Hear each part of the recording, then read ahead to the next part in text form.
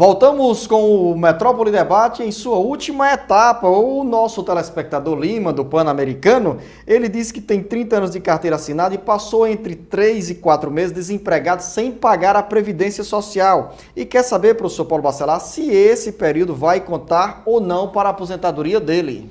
Não, Luciano, só conta aquele período que é contribuído, né? Se ele tem contribuição, ele tem aquele tempo contado. Se ele não contribuiu, esse tempo fica perdido.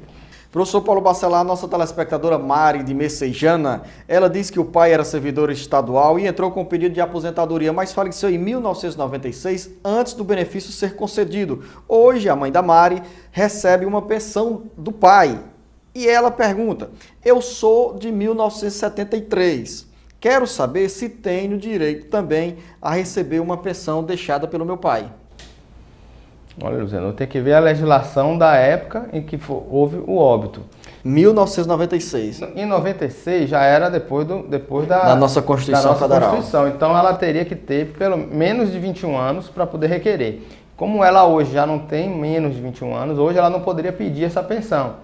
E em 1996, pelos cálculos aqui, a Mary tinha 23 anos de idade. 23 anos de idade, por isso que ela não teve direito à pensão naquela época, mesmo que ela fosse requerer agora, ela não teria direito. Pergunta da dona Glória, do bairro Vila Manuel Sartre. Vou fazer 60 anos de idade e nunca contribuí para o INSS. Quero saber, professor Paulo Bacelar, quando posso dar entrada no meu processo de aposentadoria? A aposentadoria fica difícil, ela não contribuiu, quem não contribui não tem direito à aposentadoria. Ela poderá pedir um amparo social ao idoso aos 65 anos de idade, dependendo também da sua renda familiar, que não pode passar de 1/4 do salário mínimo, que hoje é R$ 180. Mas se ela começar a contribuir agora, daqui a 15 anos ela poderia se aposentar, e ela se aposentaria com 70 anos de idade. João, do bairro Canindezinho, gostaria de saber se uma pessoa com 52 anos de idade que nunca contribuiu para o INSS, mas trabalhou como agricultora, pode se aposentar. Quero saber se é necessário ter documento que comprove que essa pessoa é trabalhadora rural. Só para corrigir, a senhora da pergunta anterior, ela se aposentaria com 75 anos e não com 75 anos de idade. 75. Olha, a aposentadoria... Professor Paulo Bacelar, já que você voltou a essa questão da dona Glória, é bom sempre lembrar para os nossos telespectadores que essa situação se torna delicada quando as pessoas deixam de contribuir durante determinado tempo dentro do que exige a legislação para garantir os benefícios da Previdência Social. Porque ao chegar aos 65 anos de idade, no caso do homem, e no caso da mulher, aos 60 anos de idade, sem nunca ter contribuído, não há como se garantir um benefício previdenciário. Isso, porque a aposentadoria ela é um benefício previdenciário e todos os benefícios previdenciários são de contribuição obrigatória. Precisa contribuir para ter direito.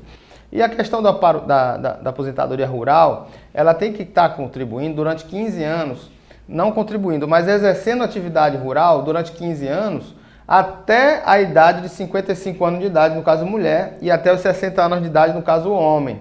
Então, se ela tem hoje muito mais de 55 anos de idade, ela precisa ter comprovado essa atividade rural até os 155 anos, ou então até agora no seu requerimento, no pedido do requerimento. Então, se ela comprovar que quando ela fez 55 anos de idade, ela tinha 15 anos de efetivo exercício da atividade rural, até os 55, com provas materiais, documentais, ela poderia se aposentar hoje. Mas se ela não tivesse esses 15 anos, ela não poderia se aposentar. Então está aí, senhor João do Canindezinho, essa resposta clara, com palavras simples do professor Paulo Bacelar e dando os caminhos para resolver esse problema. Senhor Raimundo Aguiar, do bairro Antônio Bezerra, sou funcionário público e trabalho também no setor privado e pago INSS nos 2 empregos.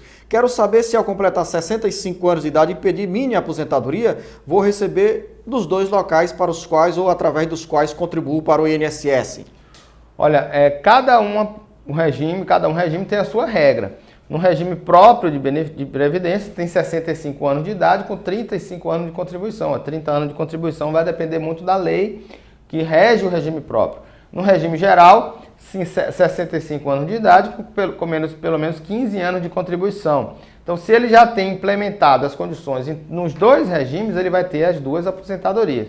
Vai depender de qual a aposentadoria que ele vai implementar primeiro para ele poder pedir a aposentadoria. E nesse caso, professor Paulo Bacelar, ele tendo direito às duas aposentadorias, desde que não extrapolem esses valores, o valor do teto do INSS. Não, porque aí são regimes diferenciados e o regime próprio de previdência ele vai ter o teto do regime próprio, que é do ministro do Supremo, que hoje é R$30 mil, né? R$31 mil, 500 centavos. É uma boa aposentadoria. E a aposentadoria do regime geral, que é até R$4.300. Aí só teria direito a uma aposentadoria só do regime geral.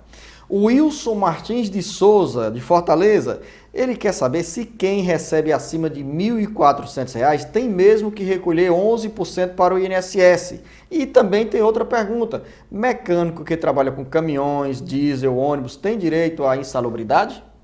Tem. A insalubridade, o adicional de insalubridade, ele tem direito por uma verba trabalhista, mas pode não dar direito a uma aposentadoria especial, por exemplo, somente pelo fato de ter recebido o adicional de insalubridade.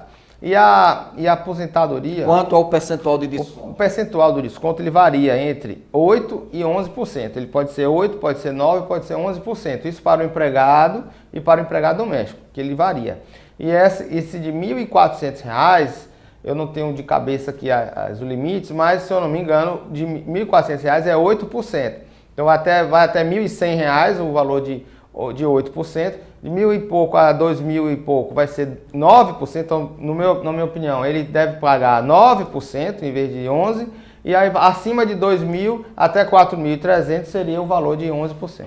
Professor Paulo Bacelar, o senhor João Batista de Fortaleza, ele tem uma pergunta sobre acidente de trabalho.